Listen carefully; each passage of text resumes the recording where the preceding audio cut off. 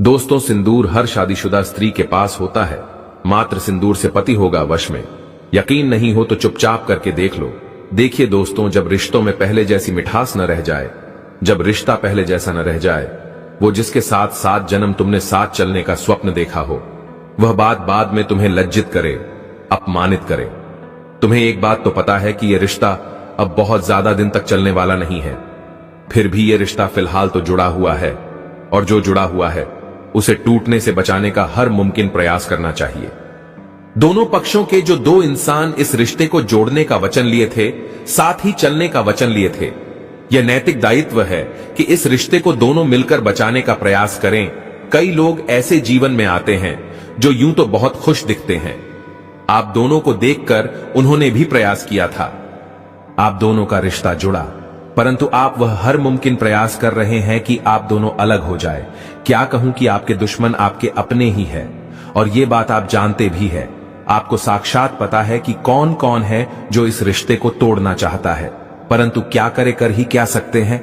महिलाएं अक्सर ज्यादा कमजोर हो जाती हैं, क्योंकि वो अपने घर से हटकर ससुराल में होती है। वहां उनका कोई साथी मित्र नहीं होता, वो हर चीज अकेले करना होता है। उसे घर के काम और जिम्मेदारियों के अलावा यदि ऐसी कोई बात हो जाती है तो इस बात में उसके साथ उस वक्त कोई नहीं होता।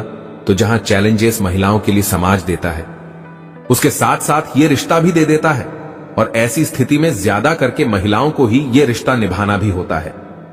क्रोध में आकर बात बात में इस रिश्ते को तोड़ नहीं सकती है, उसे जोड़कर भी रखना है, प्रेम भी फैलाना है, अपने ससुराल में इज्जत से रहना भी है, अपने मायके में भी अपना नाम बनाए रखना है। तब ऐसी परिस्थिति में महिला अकेले होते हुए भी क्या कर सकती है? इतना बाहर जा सकती नहीं है ना, बहुत बड़ा कोई यज्ञ हवन करवा सकती है ना, कोई बहुत बड़ा उपाय कर सकती है जिसके लिए बहुत सारी सामग्री की आवश्यकता पड़े। क्योंकि ऐसा करने के लिए भी कभी कभी मेरी बहनें मुझे लिख रही है कि भैया मैं घर से बाहर नहीं जा सकती, आपने जल में प्रवाहित करने को कहा, परंतु मेरे घर के बाहर जल है, मैं घर से बाहर नहीं जा सकती। आपने ये लाने को कहा, मैं नहीं ला सकती, घर में सब सवाल पूछेंगे। मतलब महिलाओं के लिए बहुत सारे चैलेंजेस हैं कि वह बताई गई सामग्री तक को लाने के चैलेंजेस हैं। उपाय करना और उसके परिणाम को सुखद रूप से वहन करना तो बहुत दूर की बात है। चलिए मैं कहता हूं कि आपके पास एक ऐसी चीज है, जादुई चीज, जो रिश्ता जुड़ने के बाद ही अपने प्रयोग में लाना प्रारंभ किया है, परंतु वह जादुई चीज अब आपके इसी टूटते, इसी बिखरते रिश्ते को क्षण भर में सुधार देगा। जो चीज आपको अपमानित कर रहा है, बार बार अहंकार में आकर आपके साथ गलत व्यवहार कर रहा है, अब वह सुधर जाएगा, उसकी जुबान सुधर जाएगी और साथ भी सुधर जाएगा। आपका यह विश्वास भरा रिश्ता कौन सा ग्रह है जो बार बार इस रिश्ते को तोड़ने का प्रयास करता है परंतु टूट नहीं रहा? आपको ऐसा लग रहा है कि ग्रह बहुत ज्यादा बिगड़ गए हैं, अब रिश्ता खत्म हो जाएगा। हां, यह शुक्र है, परंतु जब भी रिश्तों में बहुत ज्यादा बहस हो रही है, झगड़े हो रहे हैं, मामला बहुत ज्यादा बिगड़ रहा है, और अब ऐसा लग रहा है जैसे कि कई लोग मिलकर खंडित कर रहे हैं इस रिश्ते को, तो वह साक्षात मंगल है।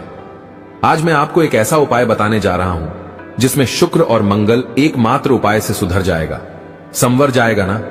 आपको बाहर जाने की आवश्यकता है, ना ही ऐसी कोई कीमती चीज लाने की आवश्यकता है, ना ही किसी चीज को जल में प्रवाहित करना है, ना बाहर जाना है, ना कुछ जलाना है। एक रिश्ता है जो बिगड़ रहा है, उस रिश्ते को सुधार देना है। एक ग्रह है जो आपके प्रतिकूल हो गया है। चलिए एक छोटे से प्रयोग से उस प्रतिकूल ग्रह को आपके अनुकूल करते हैं। सब कुछ अच्छा हो जाएगा, सब कुछ सीधे राह पर आ जाएगा, और देखिए कैसे प्रेम भरा संसार आपका बसता है। जान लीजिए। नमस्कार दोस्तों, बहुत स्वागत, बहुत अभिनंदन करता हूं। अक्सर होता क्या है, गलती क्या होती है। काम इधर करना है, तुम जा रहे हो उधर, तुम्हें जिस दिशा में जानी है, जिधर मंजिल है तुम्हारी, तुम उस दिशा में नहीं जा रहे हो, और फिर तुम जा रहे हो तो समय भी बर्बाद हो रहा है और तुम्हें मंजिल मिल भी नहीं रही। जो ग्रह बिगड़े हैं सीधा उस ग्रह पर वार करते हैं, वह ग्रह सुधर जाएगा, स्थितियां सुधर जाएंगी। तुम्हें ना कहीं जाना है, ना कुछ लाना है, और ना ही कोई ऐसा कार्य करना है। आज हमने मंगल और शुक्र की बात की है। केवल 2 चीज तुम्हारे जीवन को पूर्ण रूप से बदल देगी। ये जो दाम्पत्य सुख नहीं मिल रहा है तुम्हें, या जो घर में अपमानित की जा रही हो तुम, या जो बार बार लड़ाई झगड़े हो रहे हैं, अब तुम्हारा दम घुट रहा है, इस रिश्ते से मैं तुम्हें निकालना चाह रहा हूं। ये सब परिस्थितियां तुरंत से शांत हो जाएगी, ठंडी हो जाएगी। हां, मैं कहता हूं कि तुम्हारे पास वो जादुई चीज है। क्या चीज है? वो वह है तुम जो रोज प्रयोग में लाती हो, तुम्हारी सिंदूर दानी की थोड़ी सी सिंदूर, तुम्हारी खुद की देखो सिंदूर को भी किसी से मांग कर मत ले आना। किसी की सिंदूर का रंग अच्छा देखो तो कहो मुझे भी पेपर में थोड़ा सा ढाल के दे दीजिए, मैं भी लगाऊंगी। ये सब मत करना। कभी कोई तुमसे मांग बैठे थोड़ा सा अपना सिंदूर दे दीजिए तो कभी मत देना। कुछ चीजें साझा मत करना। बहुत सारे टोटके इससे जुड़े होते हैं।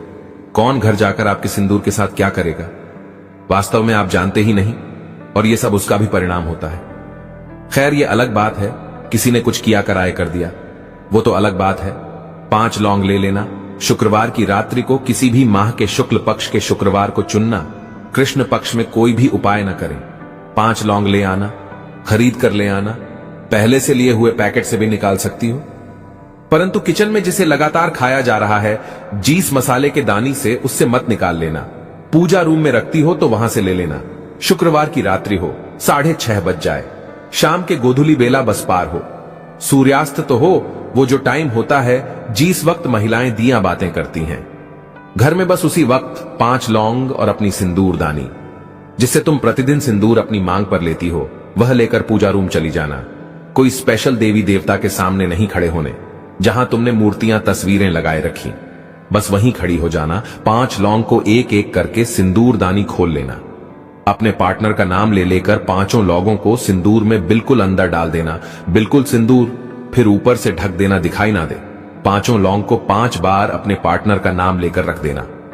डिबिया बंद करने से पहले तुम्हारी जो भी इच्छा है महात्मा के सामने सिंदूर को देखकर वह शब्द कह देना। वह परिस्थिति हो जाए जिसकी तुम कल्पना कर रही हो, उस कल्पना के साथ सारी बातें कह देना। सब कुछ ठीक हो गया है।